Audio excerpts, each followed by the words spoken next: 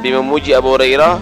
Beliau menyatakan, wahai Abu Hurairah, aku memang menyangka tidak seorang pun bertanya tentang masalah ini sebelum kamu, karena memang aku melihat kamu itu adalah berupaya keras dan bersemangat untuk mendapatkan hadis. Ini satu bukti bahwa Nabi tidak membenci Abu Hurairah. Nabi memuji Abu Hurairah karena memang Abu Hurairah ini semangatnya luar biasa untuk mendapatkan hadis dari Nabi SAW. Yang ditanya oleh Abu Hurairah, siapa manusia yang paling beruntung mendapatkan syafaatmu nanti di hari kiamat? Maka Nabi SAW menjawab, as'adun nas bi syafaati yaumal qiyamah man qala la ilaha illallah khalisan min qalbih. Manusia yang paling beruntung mendapatkan syafaatku nanti di hari kiamat itu orang yang menyatakan la ilaha illallah khalisan, murni ucapan itu, enggak ada sedikit pun keraguan atau kesyirikan, dari hatinya, tulus, tidak karena terpaksa. Ada orang mengucapkan la ilaha illallah karena terpaksa, takut mati. Ada orang mengucapkan la ilaha illallah tapi hatinya masih ada keraguan-raguan. Tidak demikian, mengucapkan la ilaha illallah tulus dan juga murni, tidak ada keraguan-raguan, maka itu adalah orang yang paling beruntung mendapatkan syafaatnya Nabi di hari kiamat. Nah itu kita kadang-kadang mengucapkan la ilaha illallah dituntun, itu juga ada silsilahnya sampai ke Nabi sallallahu alaihi wasallam. La ilaha illallah itu semuanya diucapkan dengan khalis, murni dan ikhlas, maka akan tercatat menjadi orang yang paling beruntung mendapatkan syafaat Nabi di hari kiamat. Kemudian Nabi sallallahu alaihi wasallam juga bersabda, innallaha la yaqbidul ilma intiza'an yantazi'uhu minal ibad. Allah itu tidak mencabut ilmu serta merta di antara manusia sehingga spontanitas manusia yang hidup itu akan menjadi bodoh semuanya, enggak. Walakin yaqbidul ilma biqabdil ulama. Tetapi Allah mencabut ilmu di antara manusia itu dengan dimatikannya para ulama. Hatta idza lam yubqi aliman, sehingga Allah tidak menyisakan seorang alim pun. Kalau begitu siapa yang akan diikuti? Kalau sudah mati semuanya, ittakhadhan nasu ru'asa juhala. Akhirnya manusia mengangkat pemimpin-pemimpin, tokoh-tokoh yang bodoh-bodoh.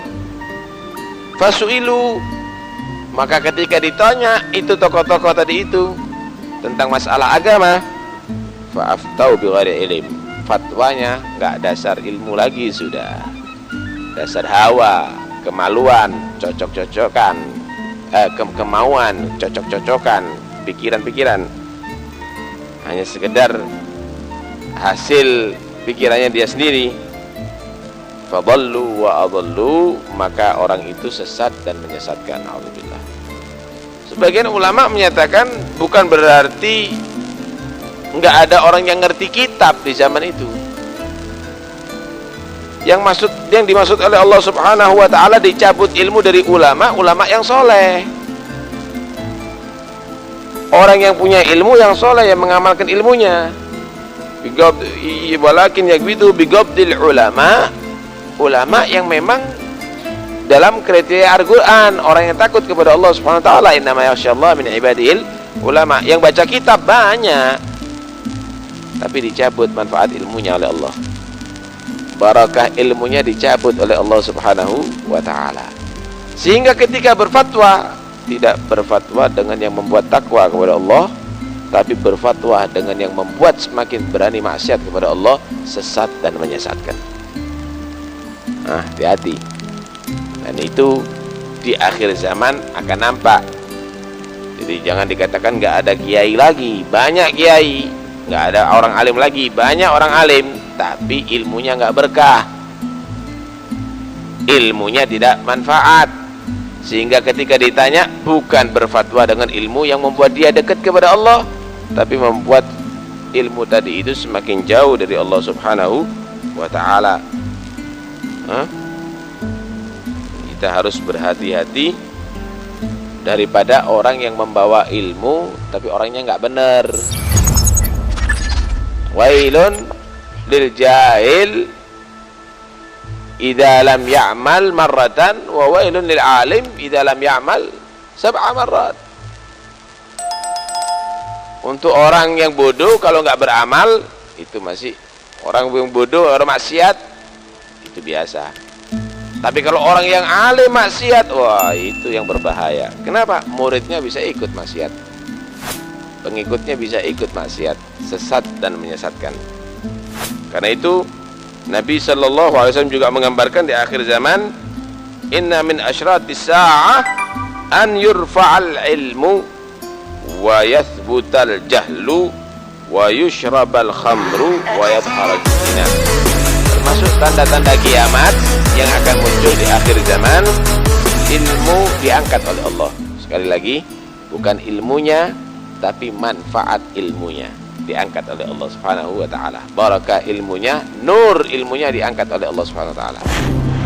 Akhirnya wa yathbutal jahlu, menjadi tetap di bumi kebodohan ini. Orang akhirnya bukan mengikuti Al-Quran, bukan mengikuti hadis. Kalau perlu Al-Quran dan hadisnya diartikan sesuai dengan hawa nafsunya, dengan kesukaannya. Salaman itu, salaman di dalam Al-Quran dengan perempuan diharamkan kalau dia tadi itu adalah orang biasa. Tapi kalau ulama nggak apa-apa. Pakaian, kalau pakai hijab, kalau menutup aurat, itu pakaiannya orang Timur Tengah. Kalau orang Indonesia lain, yang penting aman. Diartikan menurut selera masing-masing, bukan ngikuti agama. Agama dibuat menurut pendapat dia. Di akhir zaman ilmu ini diangkat oleh Allah manfaatnya, maka ditetapkan oleh Allah Ta'ala kebodohan terjadi ada di mana-mana. Wa yushrabul khamru, dan akan diminum khamr ada di mana-mana. Subhanallah. Minuman khamr itu menjadi seperti minuman limun sekarang ini. Di warung-warung umat Islam juga dijual. Di daerah mayoritas umat Islam juga dijual. Padahal wali kotanya, bupatinya, DPR-nya, polisinya juga umat Islam semuanya itu. Ulamanya juga banyak. Seakan-akan adalah biasa.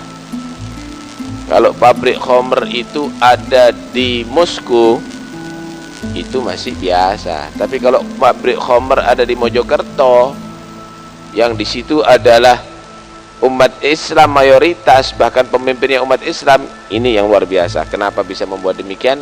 Itu menjadi satu PR bagi kita. Kata Nabi SAW, yushrabul khamru, maka khamr akan diminum di akhir zaman, dari itu seperti minuman biasa. Wa yadhharuz zina, dan akan muncul perzinaan ada di mana-mana. Udah dilokalisasi, resmi. Perzinaan menjadi resmi, biasa itu. Pelacur berkeliaran bebas. Malah kalau kita bertindak itu adalah menyalahi hukum, kita yang ditangkap.